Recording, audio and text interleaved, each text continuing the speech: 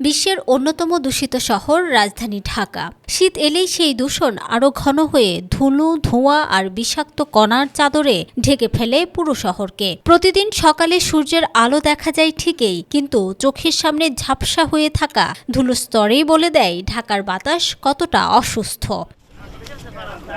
বিশ্বের বিভিন্ন পরিবেশ পর্যবেক্ষক সংস্থার তথ্য বলছে, গত কয়েক বছর ধরেই ঢাকার এয়ার কোয়ালিটি 200 থেকে 300 ছাড়িয়ে যাওয়া যেন নিত্যদিনের বিষয়। শিশুসহ সাধারণ নাগরিকদের জন্য এটি সরাসরি স্বাস্থ্য ঝুঁকি তৈরি করছে। দূষণের প্রধান উৎস ইটভাটা, নির্মাণ কাজ, যানবাহনের ধোঁয়া ও অনিয়ন্ত্রিত শিল্প কারখানা। অথচ এসব নিয়ন্ত্রণে মাঠ পর্যায়ে তেমন কঠোরতা দেখা যায় না।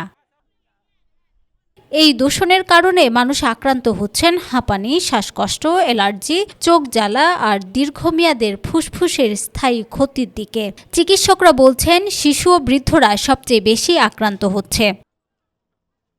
সরকার দূষণ কমাতে ইটভাটায় আধুনিক প্রযুক্তির ব্যবহার, নির্মাণ কাজের নিয়ম মেনে চলা এবং যানবাহনের ধোঁয়া নিয়ন্ত্রণে বিভিন্ন উদ্যোগ জানিয়েছে, কিন্তু বাস্তবে সেগুলোর প্রয়োগ শক্তিশালী না হওয়ায় বড় বাধা।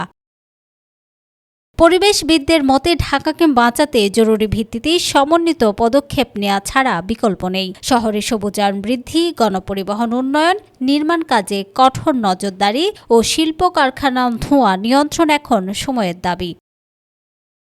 ঢাকার মানুষ প্রতিদিন যে বাতাসে শ্বাস নিচ্ছে তা যেন অদৃশ্য বিষ। বায়ু দূষণ থেকে নিজেকে রক্ষা করতে অবশ্যই মাস্ক ব্যবহার করুন ও বৃক্ষরোপণ করুন। News desk, Dhaka digit.